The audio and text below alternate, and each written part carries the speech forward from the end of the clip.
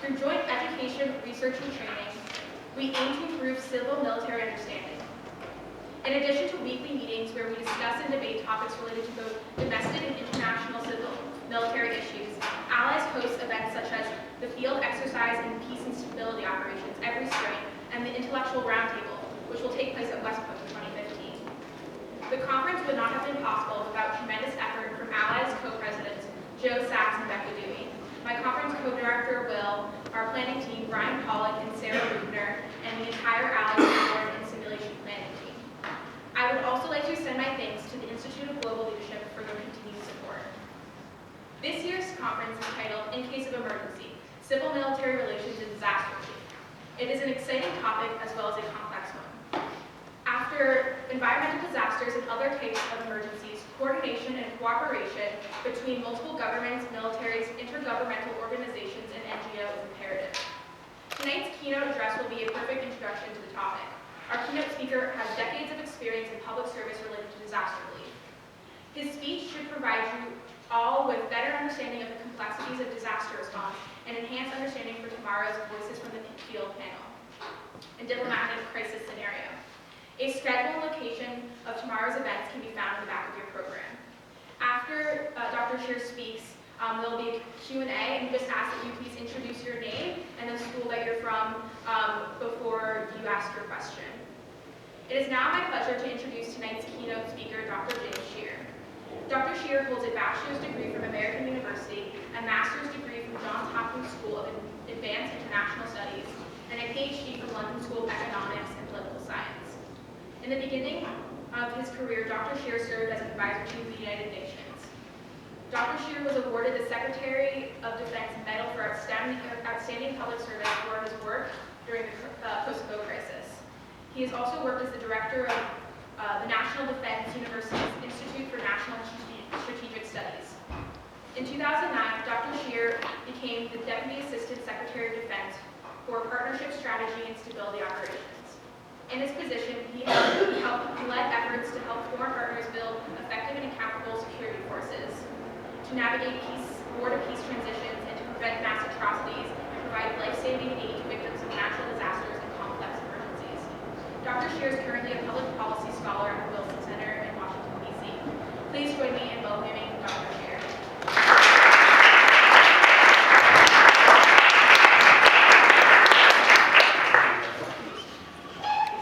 I'm good. Well, thank you so much, Jackie, for an overly generous introduction. It's great to be here, and a big shout out to Allies, to all of you here, whether you're from Annapolis or West Point or Wellesley, I think, are they Wellesley? Yes. This is terrific.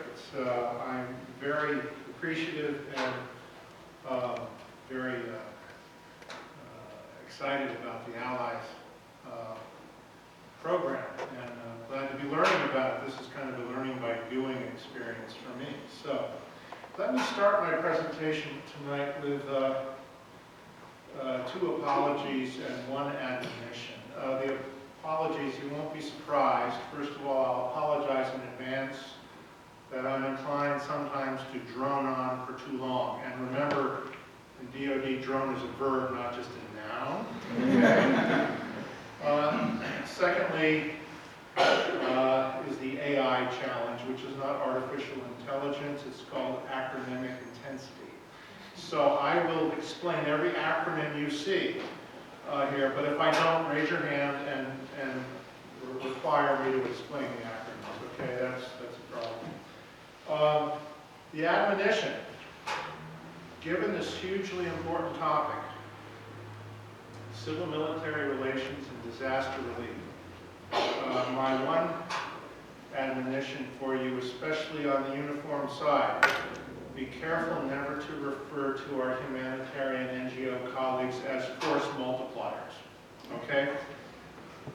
General retired Colin Powell did that when he was Secretary of State in 2002, back in the U.S. Agency for International Development, and it kind of morphed and went viral, and it was an issue. So, and that's the era we've been in. So we've got to be a little cautious about labeling, and also very cautious about stereotyping. I mean, the civ-mill dichotomy is, I mean, there's so much diversity within the civ and within the mill. And we can talk more about that in the questions and answers. Anyway, I'll be talking generally about what I see as the changing civ-mill landscape in the disaster relief world. And there's a landscape. That's Port-au-Prince, Haiti. That's probably a few hours or a few days after January 12th, 2010 at 4:53 in the afternoon. 7.0 earthquake hit. Overall, more than 200,000 fatalities, more than 300,000 injured, more than 1.5 million people displaced, left homeless, and the rest is history. And it was a hugely significant moment in time, and no living Haitian, by the way, had ever experienced an earthquake. Hurricanes, sure, got it. But earthquakes? That was a surprise. So we can talk more about that a little bit later. I'll start off with the usual bluffs. Bottom line up front. First of all, a big shout out, as I just said. Oh, I'm sorry, I did say Hua, right? Okay, so that's a little bit more Army-centric, right? Okay, got it. So my apologies to midshipmen here. Okay. Why is this so important? I think as we look ahead to the future, high-end mega disasters are going to be casting a very big shadow in the years ahead. If you look at demography and how it relates to environmental change, whether you're in the Bay of Bengal or West Africa, the rapid urbanization going on and non-natural hazards. We endured Fukushima Daiichi back in 2011. There's going to be heightened human vulnerability in many regions, and that's just the reality of a world with 7 billion plus. More to come. So, civ-mill collaboration will be a hugely significant factor, and we just have to consider it in how we prepare and respond to emergencies. Here are the key. I'll be looking at the issues and some of the best ways maybe to work through and around challenges in order to forge greater collaboration. Okay, a few basics. Some of you probably already know these basics, so I'll just quickly reiterate them, because they all do have a bearing on civ-mill engagement. Speed of onset for disaster varies. I mean, you've got long, drawn-out famines and droughts in parts of the world, but sudden seismic events, Haiti earthquake, for example, predictive seasonally storms and hurricanes coming through, they can still wreak enormous damage, but speed does vary, and that is an important factor in how we prepare for, mitigate, and then respond to disasters. The scope of impact, I mean, it's very localized to global. I mean, Ebola, I would not say Ebola is a pandemic. It's not a highly transmissible disease, but it is. They transmit it, and blocking that transmission as well as treatment is a big challenge. But pandemics may well be in our future. And remember the 2004 earthquake tsunami in the Indian Ocean. I mean, that hit enormous swaths of the Indian Ocean. Sri Lanka, India, Indonesia, and so forth. So there can be a huge scope, which does make a huge difference in terms of how the response community engages and how they organize. And I've seen this in my own personal travels. I think, broadly speaking, a tap-tap driver in Port-au-Prince is about the most resilient person I've met. I mean, you live through these, you develop personal coping skills that are hugely significant. The irony, and it's a cruel one in many ways, is that the institutional capacity is generally the weakest. And in Haiti, I go back to Haiti again, it was in its absolute worst moment. 14 of 16 national ministries collapsed. It was just a total tragedy. Some of its best civil servants were killed by falling concrete from the Duvalier era, shoddily constructed buildings out there. The UN peacekeeping mission MINUSTA lost 80 personnel, including leadership. Very tragic. So there are moments in time where coping skills are really needed by just the ordinary citizen in the street because governance is really broken. Okay, a few more basics. Context obviously matters enormously for civil-military engagement in disaster settings. They can occur in fairly permissive settings, purely natural disasters, in hazardous or semi-permissive settings, which are more complex, and very hostile, non-permissive settings. Eastern provinces of Afghanistan, for example, where we're dealing with the regular warfare and counterinsurgents. That makes a huge difference. And operationally, at the end of the day, we don't have a lot of choices. We can either move aid to the victims or move victims to the aid, or a mix. But they each pose challenges very much. Moving out victims, you've got displacement camps. In 4 years after Haiti's earthquake, there's still over 100,000 displaced folks in tents. If you get over 30 knot winds and 2 inches of rain, you're in trouble. It's a big challenge. Moving aid into affected areas also poses challenges, access, logistics, and other challenges. Okay, who does what? I'll shift gears, talk a little bit about the human terrain mapping here. I'm glad that UNOCHA is here represented this evening. Mike? Boom. You got it. You're up there. Coordination is you. Nothing in the UN system is easy, certainly coordination, but you're up. In the event of disaster, you'll get a UN disaster assistance and coordination team, typically, will be deployed, and you can fill us in on the nuances there. Funding pools of various types will be tapped with donor support. Sector-specific clusters. The cluster system will be set up, each led by typically a UN agency, drawing together non-governmental organizations with specific expertise and background, hopefully a good tracker. And we can talk more about the cluster system. It's a challenge. It's a distributed model. It's very inclusive. Coordination is a challenge. And then on the national U.S. level, USAID, the Office of Foreign Disaster Assistance, the ONI's here somewhere, right?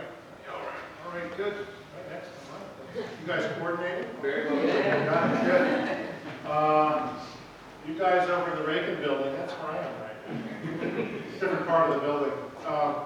You got the lead per President Clinton's 1993 designation, pursuant to the Foreign Assistance Act of 1961, actually.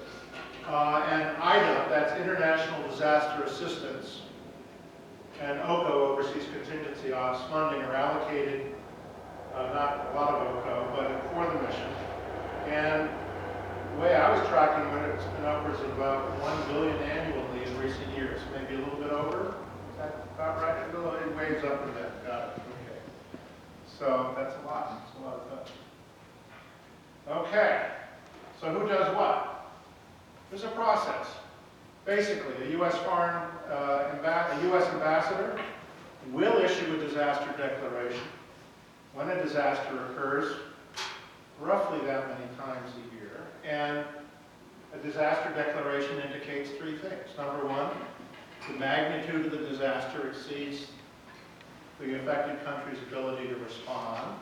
Number 2, that the host nation country is ready to accept U.S., either to ask for or accept U.S. supplied assistance. And third, supplying assistance would be in our interest. Typically, that's a State Department diplomatic driver here. But when that disaster declaration comes in, the phone goes off at 2 in the morning and Yoni's, all right, got it, okay, good. You're going to send in needs assessors if you don't have experts close by or already in country, and probably a disaster assistance response team, DART. you'll have an initial check cutting of $50,000 for immediate relief to the host nation, but that will certainly go up as a major contingency. You may stand up a response management team in Washington, which will take a lot of time and effort for internal interagency coordination in D.C. And you'll be teeing up funding by UN agencies and NGOs. So, what about other U.S. government non-defense agencies? This is an interesting question. Proximity, that is closeness to us, does tend to trigger a whole of government response. Haiti, President Obama said, right up in the first few hours, this is going to be whole of government. And so we had, I think, 12 federal agencies involved in that response. Health and Human Services was huge, a number of others. So proximity, there's a certain power of proximity, as the Fletcher Dean would say.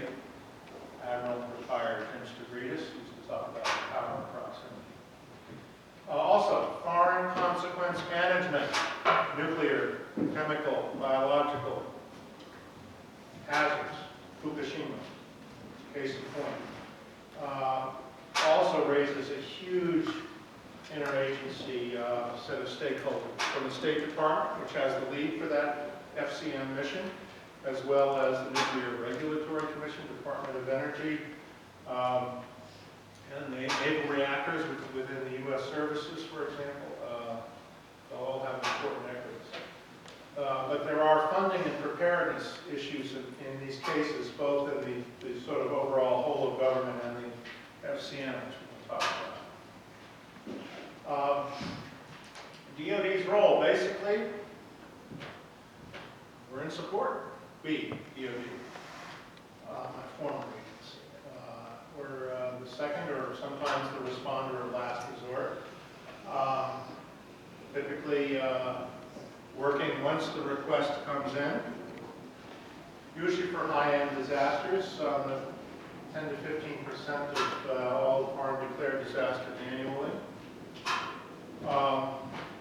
In these cases where AID assesses from the needs perspective that there is a need, it will tee up a request by the State Department with Executive Office of the President, EOP support to the Secretary of Defense.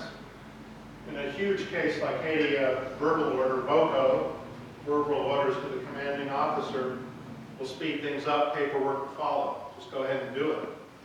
But that's typically not the case. That's a rare exception. So there is an iterated request process ongoing. And there will be some Hall mill, civ mill issues caught up in that sometimes. If there are a lot of key players in those discussions. If U.S. forces are right near the scene of a disaster, if they're in situ, if they're just in the country, or they're close by, there will be, with our ambassador's approval, what we call the 72-hour life within rule, which is to say, the combatant command doesn't need to ask Mother May I from Washington.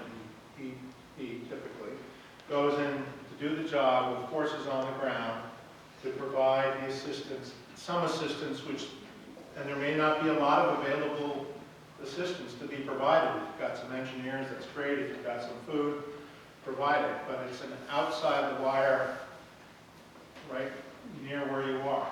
And that can be very valuable. But the clock will start ticking, and bureaucrats in Washington will be looking at their watches saying, oops, we've got to figure out the Secretary's approval on the funding for what happens in hour 72.1. So, who are the key players here? Our ambassador, obviously, our combatant commander, Pacific Command, for example, stationed in Honolulu, or Central Command, or AFRICOM, Africa Command, or others. Secretary of State, Secretary of Defense, the AID Administrator. Raj Shah showed up at his job at AID on day 5 of the Haiti earthquake. There was a lot of learning by doing it. He did a terrific job. Congressional overseers, who will ask a lot of persistent questions. And we should never breathe the word supplemental in front of them until the White House has given us permission to do so. And of course, the President of the United States, the affected national government, and DOD lawyers, all right? And I'll tell you all about DOD lawyers when it comes to funding from the department's pocket. Okay. DOD's foreign disaster response. That's not Franklin Delano Roosevelt. That's foreign disaster relief, okay? Basically, the department has enormous capacity, inherent embedded capacity, dual use in a sense because it needs it for the war fight too, but for humanitarian relief it can provide a lot, and it has quite a track record all the way going back to the Berlin airlift in 1948, Operation Vittles, flying food into Berlin, just surrounded and blocked off by Soviet forces. More recently, Operation Sea Angel in 1991, Bangladesh, provide comfort. That was northern Iraq after Desert Storm when Saddam was heading for the Kurds. Fuerte Puello, the fourth largest hurricane in the 20th century, hits Central America. 10,000 dead initially in Honduras, El Salvador, and Nicaragua. That was in 1998. Unified Assistance, 2005, the Indian Ocean tsunami was huge.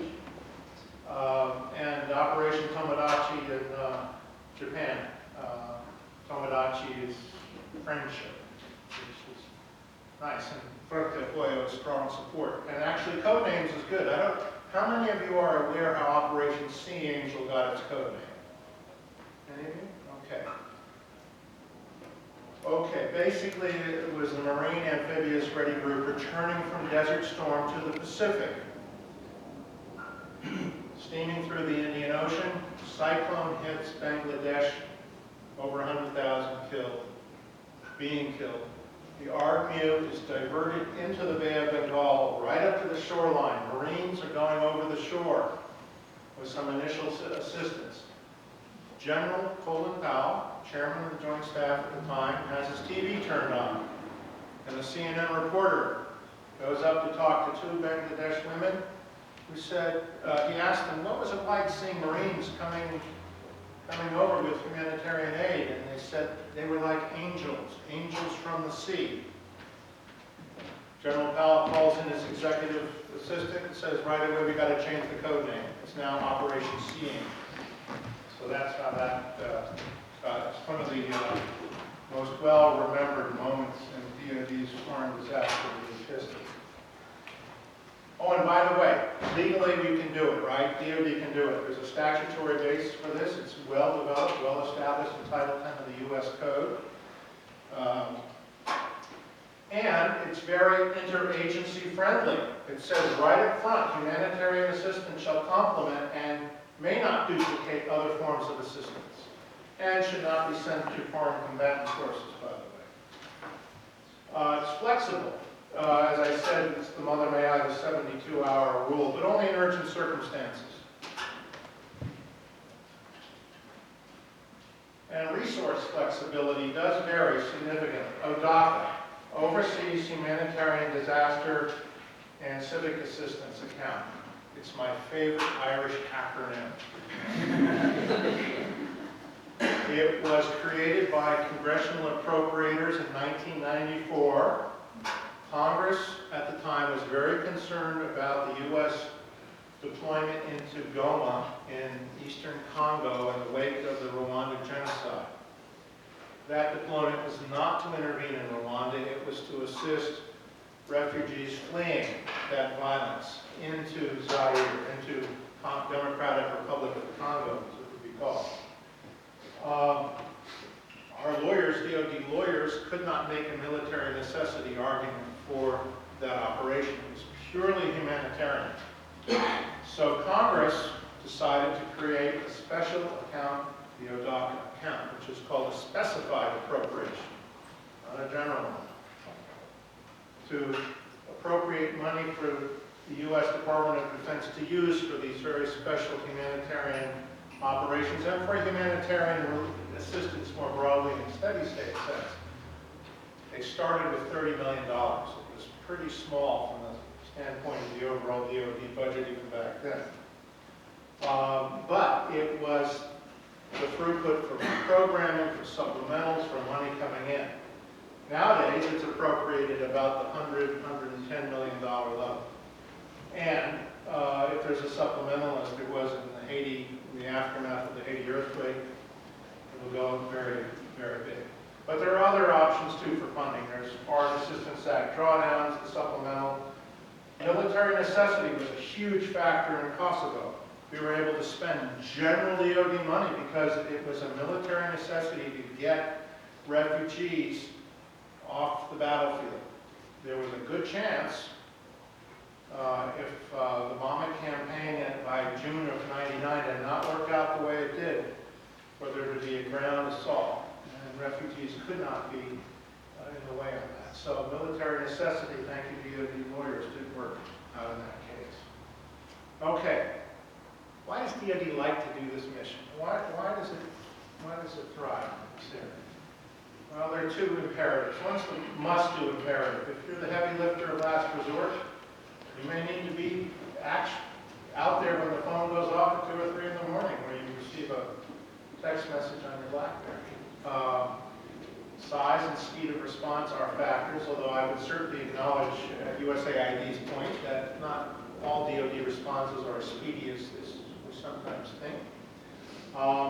But there's, urban search and rescue teams need to be lifted. That's, DoD may absolutely have to be involved in that.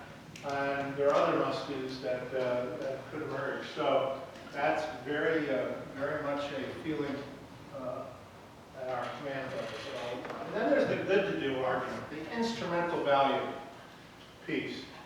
At a tactical level, these types of missions do enhance operational effectiveness. They also help civilians, they gain access and information, they win trust and confidence. So I like to contrast DoD's incentive here with the 19th century Cadbury family of British Quakers who made a huge amount of money on chocolate. They revolutionized the chocolate industry. They were Quakers. They also wanted to give a lot to humanitarian purposes. They were doing well for themselves financially in order to do good for others. DoD is the reverse. It wants to do well for others so it can do good for DoD and for U.S. national security broadly, which I think is fine as an instrumental value. We always have recognized the intrinsic value of disaster relief in terms of saving lives, but it also has a certain benefit. It helps to shape host nation and regional attitudes. It definitely promotes engagement where the department may lack other means of engagement and influence.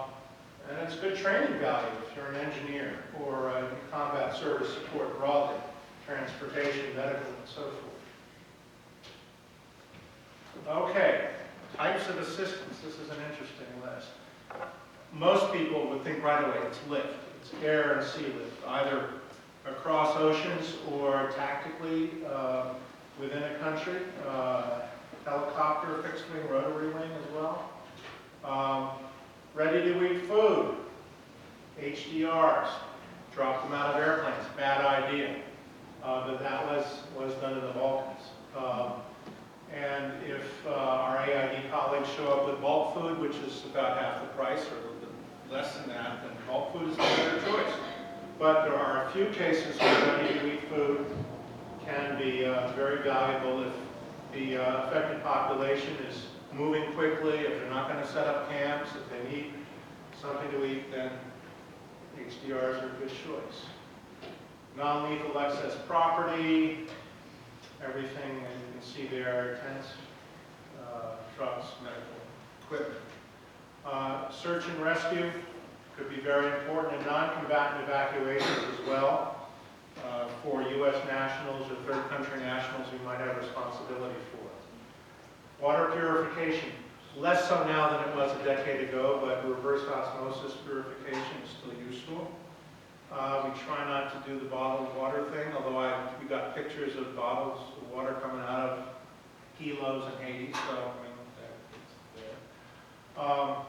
Expeditionary engineering, I'll talk more about that later. basic construction, rudimentary construction, that's a modifier in the law, and that's really important. DOD lawyers will say rudimentary is rudimentary. It's not build back better, to paraphrase President Clinton in the Haiti conflict. DOD lawyers will say you can't build back better. You can build back what you had, but if it's better, that's development, then DOD is not a development agency. Okay, medical services, the UNSS Murphy or the Comfort, hospital ships, medical civil action programs or veterinary civil action programs, those can be useful, especially in the recovery phase. Tactical imagery. This is one of the best examples of DoD-AID collaboration in my personal history. Terrible cyclones hit Mozambique in early 2000. 3 of them within a month. Places flooded out. Rivers are there. Mike, you were there, right? Yes. Okay. Then maybe you can talk to this person. I was watching it from afar. I'm seeing huge challenges in responding to that. We had staging problems, especially going through South Africa. They weren't keen on U.S. military transport going through their country. As it turned out, USAID colleagues were already on the ground working out with local communities how to do riverine rescue, basically, how to pull people out of trees. The problem was we didn't know exactly where the people were. So we got C-130s, we put video cams in the cargo bay, flew over, found where the people were. This is the pre-RPV UAV era. Keen Sage was what it was called, and everyone thought, gee, that must be like 22nd century, technology. No, it was just basically a video cam cargo bay, but it really made a huge difference. And the C-130s could come back, show the stuff. AID got it. They went to their implementing partners, and you can send boats up the river to rescue people. Very good partnership. Training for humanitarian demining and unexploded ordnance removal. Protective cover within limits, that's a challenge. That was a big issue in Haiti, by the way, too, protecting delivery of food. And every type of assistance requires partners. And there are challenges with all types of assistance. Lift. Are the planes and ships available when we need them? Not necessarily. Staging. Going for a country that may not want us to go through. That's a problem. Boots on the ground. I wish I had $1 for every time a well-intentioned interagency colleague would call me up and say, we really like a helicopter unit to go into country X or country Y. And my response would be, okay, to do that you have to have several hundred boots on the ground, U.S. military personnel to support that deployment. And they said, whoa, that's really more than we wanted. We thought we'd just get those helicopters for almost nothing. But the tooth-to-tail ratio, if you will, can be a big concern sometimes. Ready-to-eat food may be a good fit or it may not be. It really depends on the context, and it may not be the most cost-effective. Non-lethal excess property. What's the quality assurance, and how will the host nation utilize? There have been cases where host nations will just store the stuff up and they never use it. Search and rescue, non-combatant evacs, timelines, and red lines. Red lines are important. If the Department of Defense has to go in to evacuate an embassy, for example, and the rebels are only 50 kilometers down the road,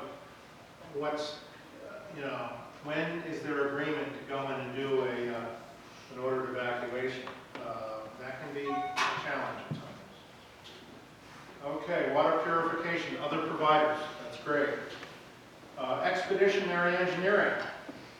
I don't think the Army has too many Bailey bridges left. And a Marine Corps medium girder bridge. Here's the thing about expeditionary bridging. If you're replacing bridges that are broken in a disaster, such as Hurricane Mitch in Central America, you desperately need basic bridging so you don't have to commit helos there for a long time. You want to pull the rotary wings back, you put it at bridging. But here's a little bit of a problem. You need to train the local police police in protecting that bridge at night, because there may be folks who go out to salvage metal off the bridge. We had at least one bridge collapse in Central America a few months after Mitch, because the bridge was still there, it would never be taken out. And it became an object of great interest in salvaging. And I'm told, I've never driven across a marine bridge, but I'm told that the angle is such that if you're a driver, you really can't see the far side as you go over the bridge. It's very concerning, if you will, if you're a driver. You need help. Again, you need traffic control. You need people who know how to operate. So I would say expeditionary bridging can be a problem. Rudimentary construction, I just mentioned a concern with the lawyers and with the issue of development versus humanitarian assistance. Medical services, big issue. Availability. Try to send the USNS Comfort off the coast of a certain Mediterranean country when they're in a crisis. Where do we get the medical support? At Walter Reed, you've got wounded veterans that need the support. Are we going to yank doctors out of Walter Reed to put them on a Comfort? That's a challenge. Availability isn't always there. It hasn't been. It's been a very difficult issue in the last few years for obvious reasons. And then there's the post-operative aftercare problem.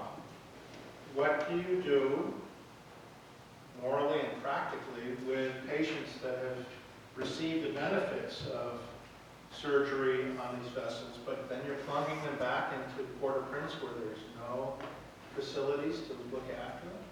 What do you do? How do you handle that? Actually, a partnership with NGOs was helpful in Haiti case, but it's a challenge. Reconnaissance, a lot of options there right now.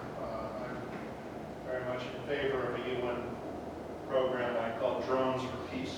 And that's more for peacekeeping than humanitarian relief, but again, availability can be an issue.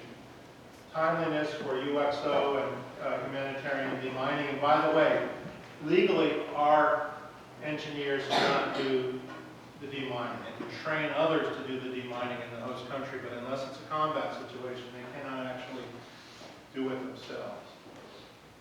Protective cover. Host nation and civil police lash up with our military can be a challenge. Okay, no magic bullets in any of these cases. These are all issues which can drive policymakers nuts. And there are also some broad policy qualifiers. When assets from the military are committed, DoD will want the mission to be clearly defined. What do you want me to do? What are the 3 or 4 things? In West Africa, it's logistics support for the Ebola response. It's building treatment units. It's also building that one treatment unit for healthcare providers in Monrovia. And it's something called non-medical management, which I don't quite understand the term, but it's out there. So there's 4 lines of activity, fairly clearly defined. Minimal risks. If it's not a combat situation, we don't want to take undue risk. Other missions should not be adversely affected. That can be a problem. I've seen several humanitarian disaster missions where DoD assets were suddenly called for other warfighting purposes, and again, that can be a hard one. Host nation support should be firm before we engage, we, the Department of Defense, because that can be a challenge and concern. Unintended consequences are always going to be there. You have to kind of anticipate them. And if there's any differential between what the DoD is typically not the low-cost provider of any service, I'll say that up front. What are the lower-cost civilian agency options, and is there a reason why we're ready for the taxpayer to tolerate that differential in some of the DoD option? Typically, it's because there isn't not another civilian option. The challenges. Okay. First, I would start with the good news. I think broadly, maybe I'm being a little bit too optimistic, but I'm willing to hear from others. I think the relationship is somewhat better now than it has been, certainly in the past 7 to 10 years. And I think that's learning by doing in some cases. Both sides really do seek a constructive division of labor. Who does what, and how do we complement each other? DoD does not aspire to be the lead in humanitarian assistance. It's there in support, and that's fundamental. Military involvement in some mission tasks have declined over time as the non-military world has become more agile. I think handoffs are somewhat better, although I will get to a handoff problem in a minute, which isn't the humanitarian problem as much as the diplomatic one. Preparedness and mitigation programs have done great. The level of skill now in South Asia we see on mass evacuations in the near wake of cyclones. As cyclones come up today, it's really impressive. 20 years ago, hundreds of thousands of people would die. Now it's there is much better planning and there's more resilience at the community level and preparedness to do evacuation, which is a challenge because the best time for a fisherman to be in the Bay of Bengal is when there's a cyclone. Because if you don't get whacked, that low pressure is going to push fish right into your net. You want to be fishing. If you're head of household, that's a problem. Because what does the rest of your household do? Do they have permission to evacuate? Okay. Let me talk about the problems here quickly. What I would call the occasional irritants, things that are not trivial, but they're manageable. And then the more structurally focused impediments, the more basic problems that we have to navigate through. Okay, the irritants. The requesting process for DoD support can be funky. In some cases, if you're sitting in the five-sided building, you're hearing different things. You're hearing from downrange, absolutely yes. You're hearing from the Reagan building, yeah, maybe not. You're hearing from the State Department, absolutely. So hearing different things and trying to make sense of that can be a challenge, and one that you have to work through. So it spends a lot of time in interagency. Field assessments, they're not seamless. Really isn't, the HAST concept isn't utilized as much as it used to be. Typically, the USAID disaster assistance response team will be out there assessing, looking at the needs. Who needs what? How much food? How much shelter? How much reconstruction of houses before winter sets in Kosovo, for example. HAST teams typically look more at the logistics. Okay, if we're going to get involved, DoD, how do we logistically support this mission? How do we stage assistance in? Those deployments, I think, could be better synchronized. There could be better communications. Sometimes the problem is that there's a propensity to head more toward push operations, push the aid out there rather than pull ops, which is based on what's needed. Pull is the better approach, but sometimes you just got to push to get stuff moving. Okay. Personalities count. I mean, that's human life, right? Personalities make a difference. And certainly out in the field. More irritants here. Okay. The aid in some settings can be controversial. Quick impact is always a great thing to have, especially if you're in a counterinsurgency mode. But sustainment of that aid may be a challenge. And if it's not sustained, there's going to be a withering on the vine of whatever benefit you have in there. And staff rotations and shortfalls do impede the stress on sustainment. And that's been a challenge in Afghanistan and in other venues as well. Here's another irritant. Civilian agencies love DoD's money, but not necessarily its presence. My response was always, sorry, if we're paying, we gotta play. Just ask our appropriators, because DoD is not an appropriations fund for international humanitarian activity, okay? Finally, and this is an interesting challenge we faced in Fukushima Daiichi, farm disaster relief funding is intended really to mitigate symptoms, not causes.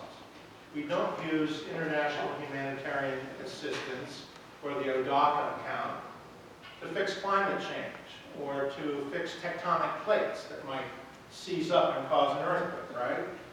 But if you're in the foreign consequence management world, you want to use money, anybody's money, to fix reactor pipes, right? You want to actually get into the nuclear facility and fix the problem. That was an issue. And DoD, we became very concerned because AID colleagues had actually already pulled out of Dodge by that point. We were left hanging with the money, and very well-intentioned colleagues from the Nuclear Regulatory Commission and other places had some ideas, but that really wasn't an easy use of our humanitarian funds. So, deeper impediments. Mission creep. Okay. When a disaster relief mission starts to stabilize, it is absolutely the case. And this actually, AID and DoD share this instinct. The humanitarian response piece is over, there's an inclination to disengage. Sometimes diplomats have a problem with that. They want what has been called ambient security, which is not based so much on what the troops may be doing, but just the fact that they are there has a stabilizing, calming effect. I already mentioned this one. We're here one day and gone the next. Okay?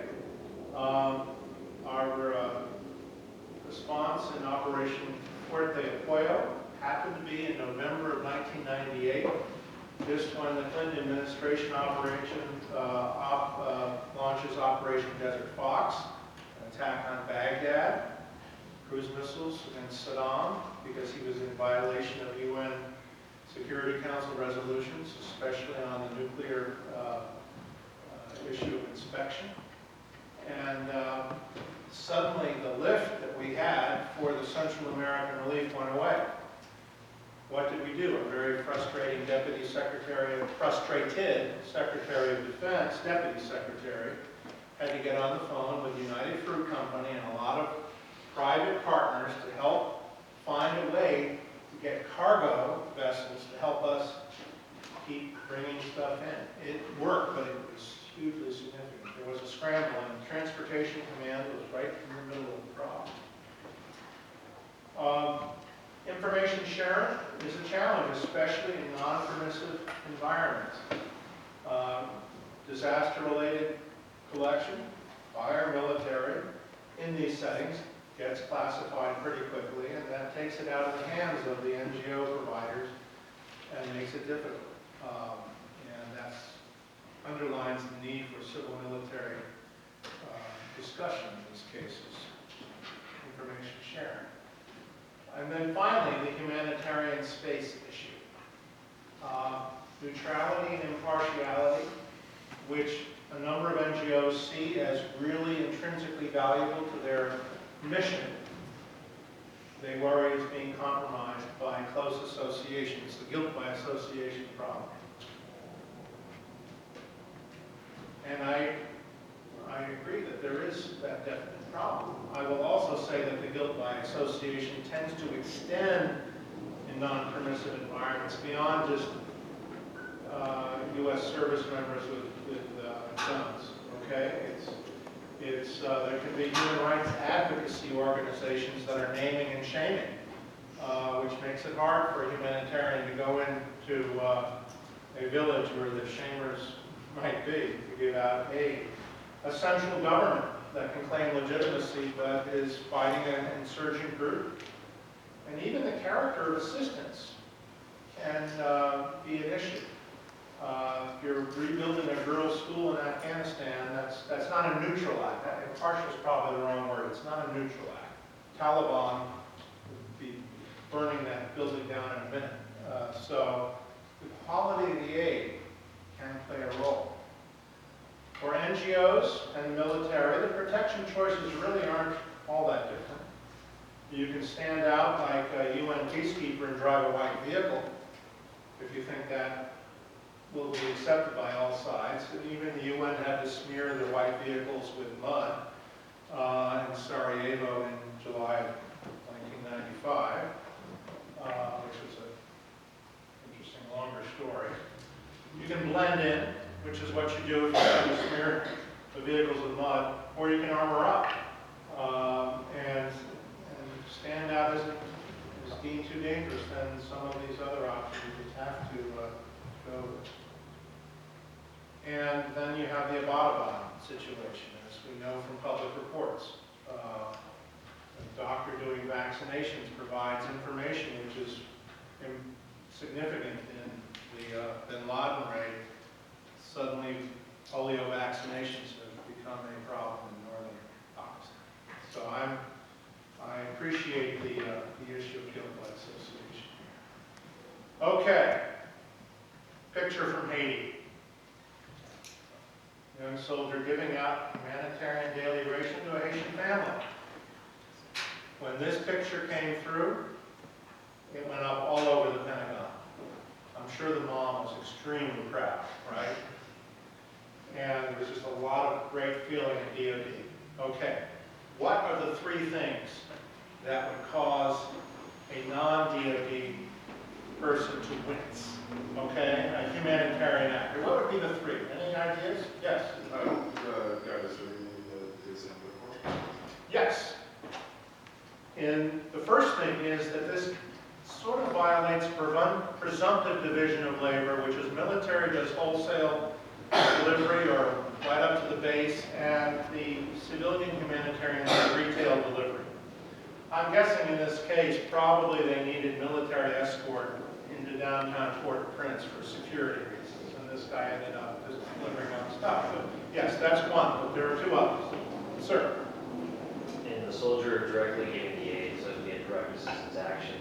He's negating the opportunity to empower local people, mayors, elders, and hold them responsible for the provision of healing of their community. That's a fair point. That's not on my actual list just because in Haiti everyone understood that the local government was totally incapable. In fact, on my first trip after the earthquake, I was given a polite declaration signed by 100 locals in Cité Soleil, which basically said, could Haiti become the 51st state of the United States? And that was... We used them very effectively in the barracks, and we wouldn't do the distribution unless the local community leaders took account for a male-headed household and had the whole situation lined up and ready to go. So that put them in charge also made them accountable and responsible. Yeah. That's why they deal with that shit. So I'll add that as the fourth. Okay. Other reactions? Okay. Yes? Maybe the fact that there's no women in the picture. Just to give it to That there's no what? There's no women that should be given to the heads of the families, other than their older children. Actually, this particular soldier gave food out to some women too. I got those pictures too. But let me tell you the other two reasons. Number one, this soldier's not trained to know whether the food being given is the right type of nutritional food to give out. If he's in Somalia or the Horn of Africa, probably an HDR is not the right thing to give out. There's other types of sort of leaf aid, food aid, which might be more appropriate. And the third reason is, candidly, if this was not Haiti, but if this was an eastern province of Afghanistan, and this family walked across the mountain ridge and there were Talibs on the other side, they'd probably get shot because they just took aid from an American soldier. So that's, context really matters a great deal. And that's just sort of a useful example. Solutions. No panaceas, but definitely some useful ways. I always like to recall Reinhold Niebuhr's Serenity Prayer. Have the courage to change the things you can, the serenity to accept the things you can't change, and the wisdom to know the difference. Okay, well, my feeling is that he never sort of ran that by bureaucrats, okay? Bureaucrats have tenacity, and that's useful. You're trying to find workarounds. Not just bureaucrats, by the way, but boots on the ground, wingtips on the ground, sandals and sneakers on the ground, right? You're trying to find good ways to work around. Okay, remedial steps. I'm going to try and wrap this up pretty quickly. You know, got to ensure strong coordination between AID colleagues and the combatant commander. That's really huge. It was not done in the 1990s. It got better late 1990s, but it's hugely significant. The COCOMs need to understand funding sources, what AID does, and how the division of labor works. Effective messaging is hugely important. Public affairs is a here and now issue. By the way, Hugo Chavez, a month into the Haiti response, accused the U.S. of creating a tectonic bomb, which it put under Port-au-Prince as a way to justify his invasion of Haiti. That didn't play well, and we were not ready for it, but the response was, I think, pretty easy. And he didn't win a lot of friends. Cuba was completely quiet, and most other countries in the region did not play in that game. So, polite messaging to commanders. If it's a preventive situation, as well as responsive, we should be pretty low-vis about U.S. boots on the ground, because that is definitely going to stir curiosity, concern, and anxiety. We had actually sent naval Seabees, naval engineers into the north coast of Venezuela in 2000 to assist the Venezuelan government to deal with massive landslides that killed more than 30,000 people on the northern coast of Venezuela. Hugo Chavez, as foreign minister, had given a very quiet head nod. You think Chavez probably actually was not opposed. Unfortunately, they got some press attention, triggered by some well-intentioned DoD public affairs people. And Chavez had one of those Anderson Cooper moments. The microphone was shoved in his face. So what do you think about U.S. naval forces in your country? Understand what his response was. So we had to leave, and that's not good. Bangladesh. We had a combatant commander who was testifying before Congress that there was this new idea of called a Pacific Augmentation Team. Very small, 6 or 8, typically civil affairs, special forces, sort of experts going in to take a look at particular things. I happened to be in Dhaka, Bangladesh that day, and I had to find protective cover from journalists who were eager to know is the U.S. actually putting in a permanent base in Bangladesh. Not an easy day. I was happy to defer to the ambassador. Sustainment priorities. We need better funding for moving quick impact into longer-term sustainment. There are countless numbers of project cases in Afghanistan where that has been a big issue, as our Special Inspector General has pointed out. Program level coordination is always a priority. It's always needs to be there. Solutions continued. Okay, I think this is like almost the last page. Funding. Anytime there is a pay-to-play, play-to-pay, would be pay issue, we need to make sure our National Security Council colleagues, Executive Office of the President, and Office of Management and Budget are going to be there. They can be great in mitigating tensions and disagreements, especially because they know what the Hill appropriators' expectations are. We need also legislative authority so that the agencies that have the foreign consequence management issues have their own funding. That is really key. If you've got the mission but no funding, then you're looking for everyone else's funds, and you can come up with all kinds of great ideas, but only 30% of them might be useful. If you're responsible for the funding, you have to make disciplined choices, and you're going to be much more careful about how you work through the system. So we need additional funding for the FCM mission. Regarding the impediments, mitigating steps, division of labor, absolutely. For internally displaced persons camp, what does the military do? What do local police do? Can we set up solar-powered lighting at night to limit crime and sexual violence? Big issue in the Haiti camps. So getting the Citadel division of labor as soon as possible. For ambient security, that sort of delay issue, mission task and matrix. Every day the commander ought to be doing how many missions have my forces been tasked to do on a given day. And if 99% of the soldiers are basically sitting in their tents playing on their iPhones, there ain't no missions being executed, and that needs to be known in Washington.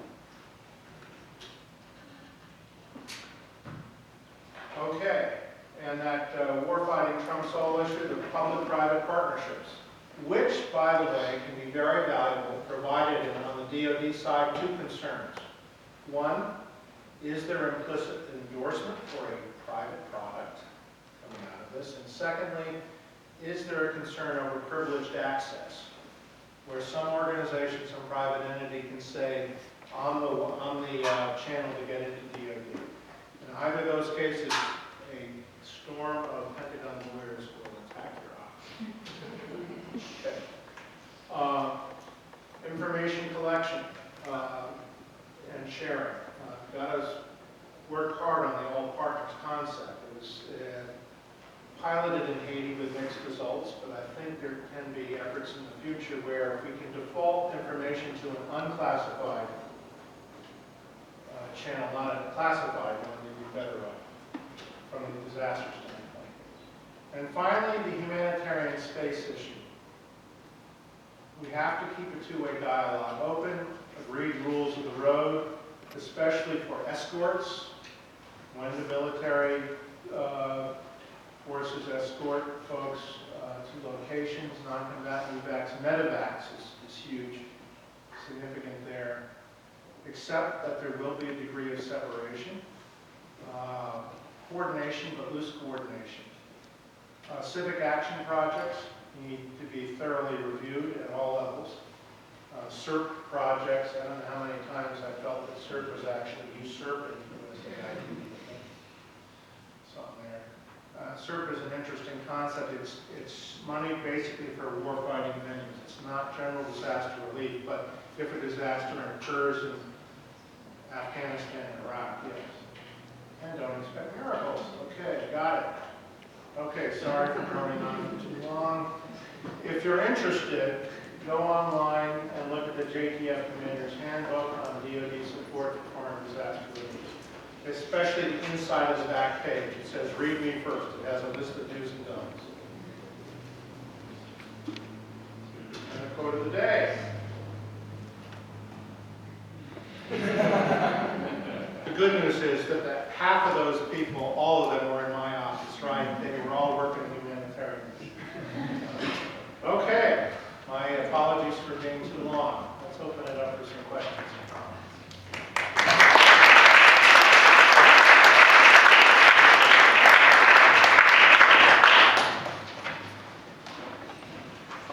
Anyone want to lead off? Sure. So you very briefly mentioned the Abbottabad situation in which a program that was ostensibly, I'm Kieran, I'm a student at Thomas, also a member of the Allies and Safety Board. So you very briefly mentioned the vaccination program in Abbottabad, which was used for intelligence gathering purposes. I guess I was wondering if you could speak a bit more to the division of labor between humanitarian agencies like AID and the DoD in Afghanistan, especially when compared to previous counterinsurgency operations. So the one that comes immediately to my mind is towards Vietnam and how those two are similar. This has been an interesting evolution over time. I will tell you, my first field experience as a civilian expeditionary was for the UN in Cambodia. the Khmer Rouge was withering on the vine. They had an outer core of cadre who were not ideologically committed to the cause, who were disappearing, who were going off to marry the girl in the next village or to get a job. The inner core was still very loyal to Pol Pot. The interesting thing was that several 100,000 Cambodian refugees that were in Thailand, due to come back under the terms of the Paris Accords, had to come through Khmer Rouge areas to get back to central Cambodia. There were humanitarian organizations who knew more about Western Cambodia than the U.S. intelligence agencies did, frankly. And we had, and I was not a U.S. government employee at the time, I was strictly UN. We had some very capable U.S. secondees who were actually doing a lot of interviews in the field, including with humanitarian organizations. The UN learned an enormous amount about the Khmer Rouge. They weren't 10 feet tall, they were 2 inches tall. But that was not what we heard in Washington. We heard it down the range. I think the humanitarians at that point in time were actually very eager to contribute to a greater understanding of realities. And tragically, one of those people, one of my colleagues at the time was Sergio Vieira-Camilo, who was killed in Iraq a decade later. He was the head of the UN's humanitarian for the UN Transitional Authority in Cambodia in 1992.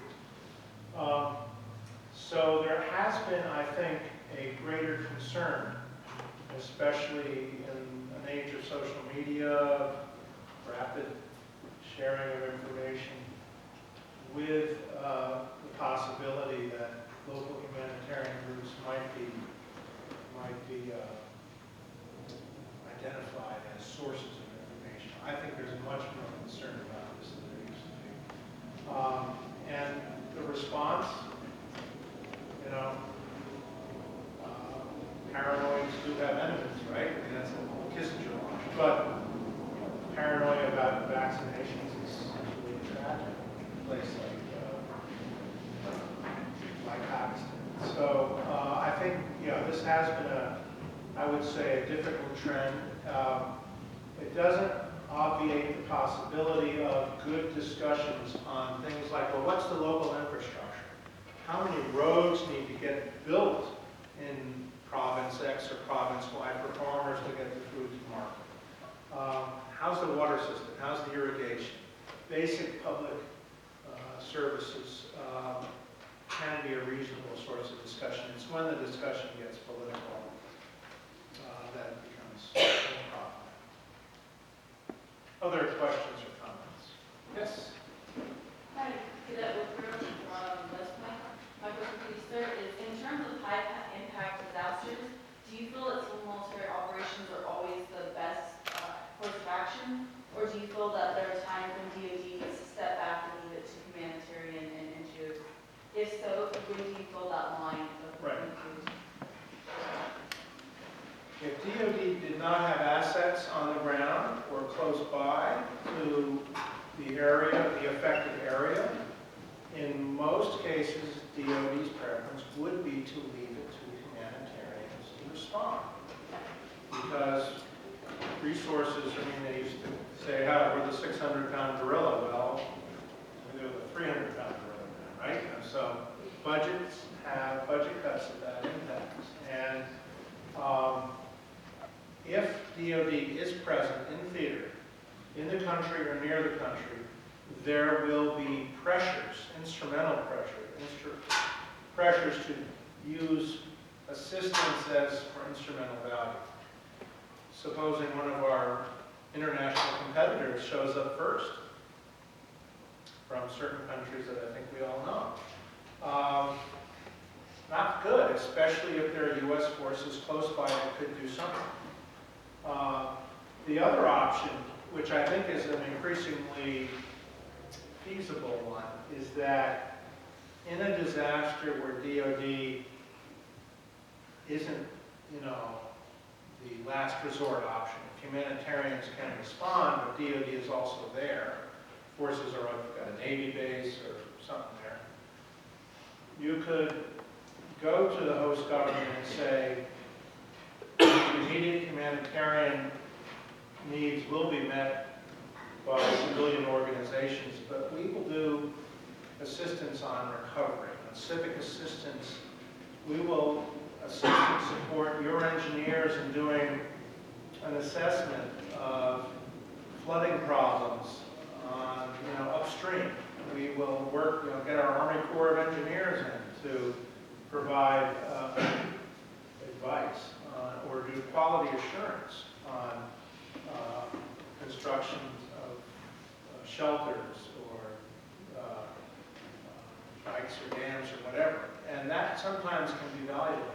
Actually, there's a great partnership between AID, the nation of Bangladesh, and local NGOs on disaster shelters, multi-purpose shelters in the Bay of Bengal. These shelters serve as schoolhouses on regular days and shelters on bad days. And they are built by implementing partners of USAID. Quality assurance is done by the Corps, and local NGOs develop all the exercises and local preparedness, community groups, disaster response organizers and teams. So there's a great partnership there. But you're right, if DoD typically does not want to get directly first thing involved if there are other organizations and options that could be there. That's not to say the U.S. ambassador all the time would want DoD to stay out. I mean, ambassador, sometimes DoD has been accused of militarizing humanitarian aid. I think oftentimes it's more a politicizing of the aid, which comes from pressures, diplomatic pressures for us to engage. That tends to be a big issue sometimes. You guys have a few more questions? Oh, just two more? Oh, okay. Joe?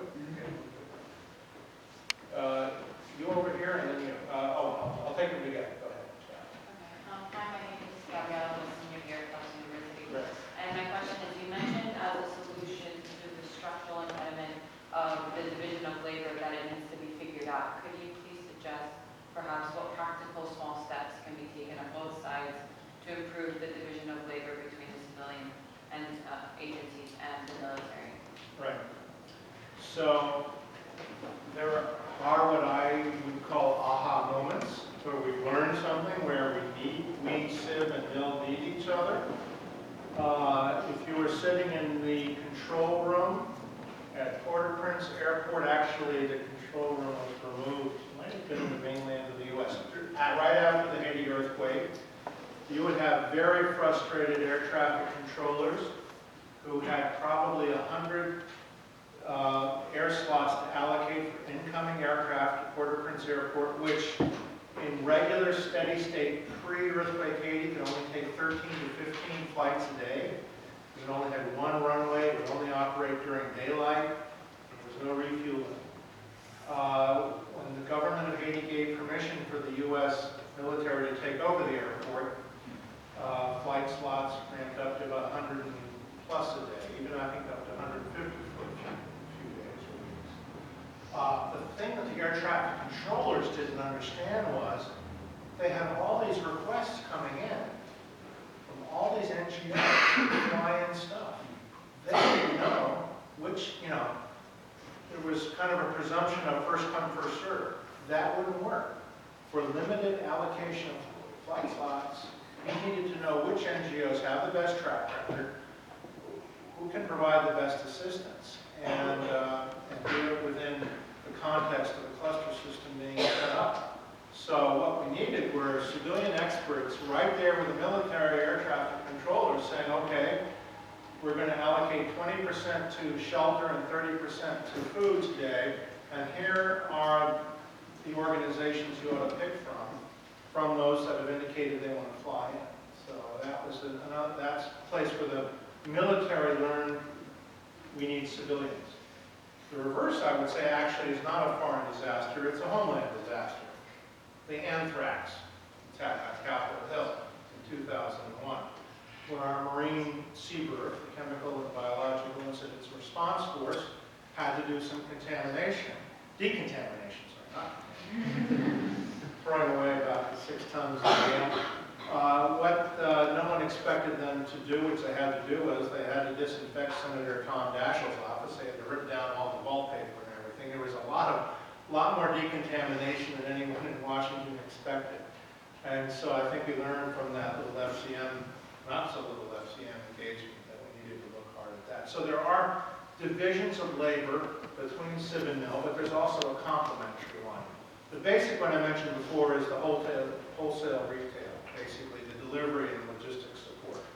But there can be many others where it will work in terms of medical support, in terms of refugee camp management, where the military does the perimeter security and police do the internal security.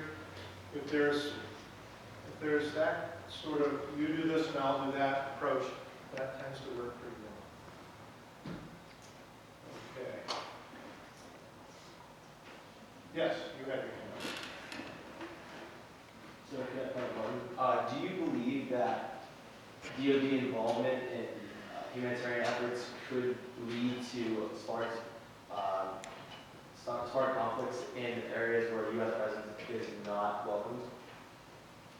To spark conflicts. Yes. Interesting question. I can't point to any particular case. It tends to be the case, for example, we did the relief for the Pakistan earthquake in 2005, when forces came in from ISAF in Afghanistan into Pakistan in the tribal areas, I think, to do relief, and the immediate need was accepted. It wasn't like U.S. forces were well beloved, right? But the immediate need was such. Staying around would have been the wrong solution. But that's an interesting question, especially if the local community has a different view than maybe its own national government in terms of what the assistance might be for. But that's an interesting question. Yes, you have your hand up. Sure, really briefly. You mentioned that there was sorry, my name's Phil, I'm a student test. There was a need to have U.S. military personnel be less visible in some of these situations, but at the same time, one of the goals of the humanitarian efforts are to improve relations with the country in which the disaster occurred. So how do you reconcile those two? Basically, if we already have a presence in that country, for whatever historical reasons, they're a treaty ally, Philippines or South Korea. Actually, South Korea would be the best example because it's a pretty developed country. But other countries in the Asia Pacific or elsewhere, if we're already there, then there is a strong presumption that there will be assistance if something bad happens in the local community. And the last thing a commander wants to be seen as is having his or her hands tied behind their back when something bad happens. If we're not there, if we have to fly in or sail in, then visibility can be an issue. And to be there in a steady state situation pre-disaster, even with all good intentions, and even with our ambassador's permission, there can be concerns about what's the nefarious intention of the Department of Defense or the U.S. military. So that can be a challenge, especially in parts of the world where there are ethno-sectarian tensions. I would say South Asia certainly fits into that realm. Less so now in Southeast Asia, although we have to occasionally worry about U.S. personnel going in to do UXO training in Laos, for example, in Cambodia, post-Vietnam. Vietnam actually wasn't a beneficiary of USD mining assistance, and that's been a consistent priority over the years. Okay. I'd like to thank you for coming to speak on behalf of all of us. Thank you.